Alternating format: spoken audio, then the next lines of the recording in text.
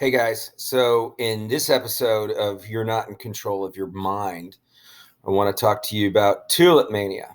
So, as a financial trader, I had to study different um, manias in history, and the probably the most important mania. So, financial mania is when prices go ridiculously up for irrational reasons. Tulipmania happened in the Netherlands in the 1600s, and it was considered to be um, the first real legit mania. So um, I'm kind of going over. At some point, it became one bulb would cost more than a house. A single bulb would cost the cost of an apartment building. Um, And so this is super important today when we look at how people's minds aren't controlled. I mean, are controlled by other things out there. We want to study tulipmania because it was the first of the real ones. So when you think about how history repeats itself, you know, well, not really. There were instances of financial market crazes in Italy and Greece, spanning millennia. However, what we have here is something on a whole very different.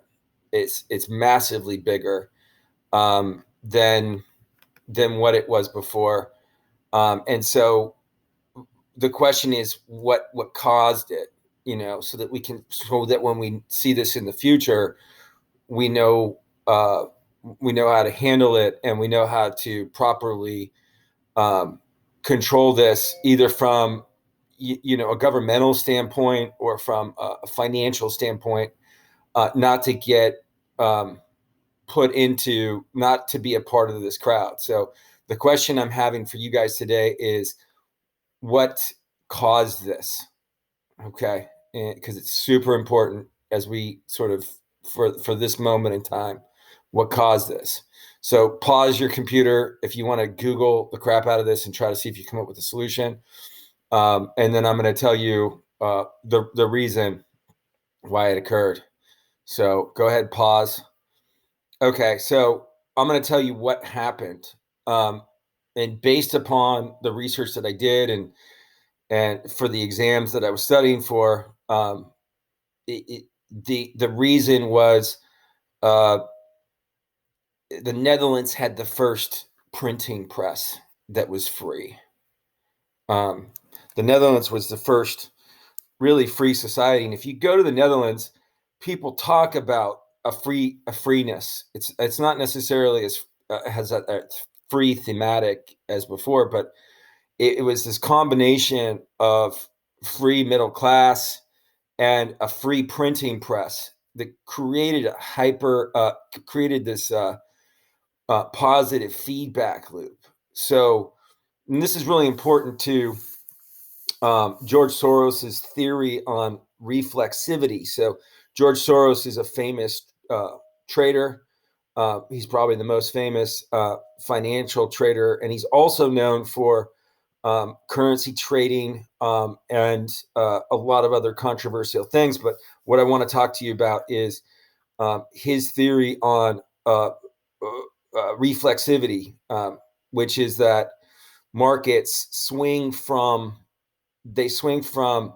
um, being excessively expensive to being excessively cheap based upon a feedback loop of information.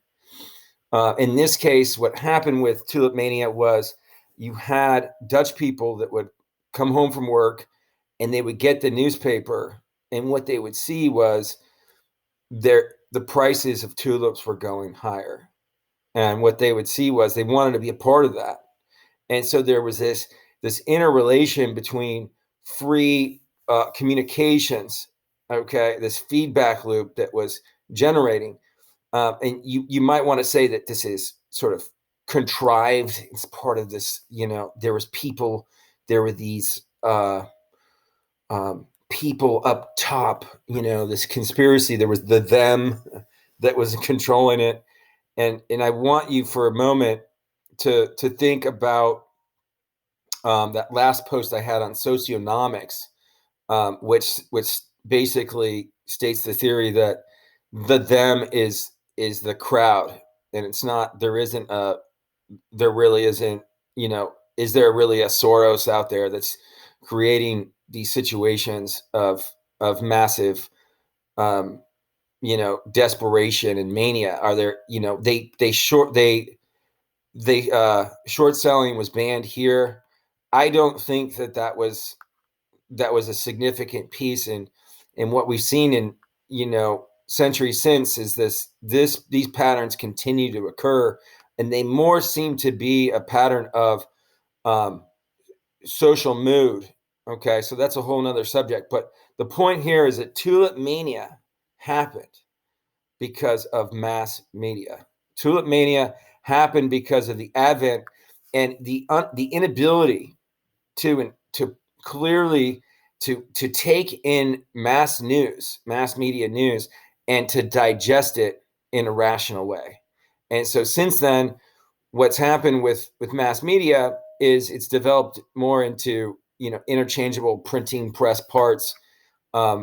With mass media also includes the advent of the telephone, which financial traders and scholars think that the phone had an influence on the 1920s stock market mania, and then also with the year 2000 bubble, the influence that was created from the internet. So what happens is people's ideas and communication. Hey man, did you buy Apple? Hey, did you buy Nokia? Or you need to buy Yahoo, what have you.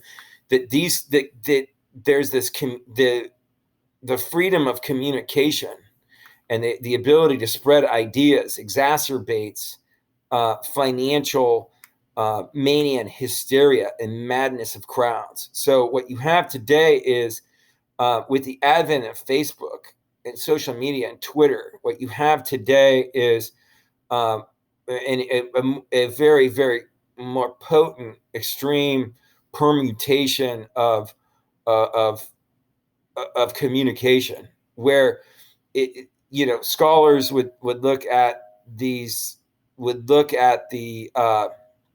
communications as what an epidemiologist looks at an infection, using similar models of inoculation, until finally it reaches a state of total inoculation, of a society, of an idea. So feelings and ideas are like contagions, right? And so that's the idea. And so this is really like a formulation of George Soros's view on the theory of reflexivity, and became a basis and a hallmark for a lot of the trades that he's done. And so it also brings up this idea of you know what what he also knows about currency markets. And so that's a topic for another time. Is George Soros's view on um, the world and currency markets. But it's really important to know that this is something that financial traders look at. The idea that supply and demand aren't two rational curves on a chart, and that what happens is there's a swinging of back and forth, as per Soros's theory of reflexivity.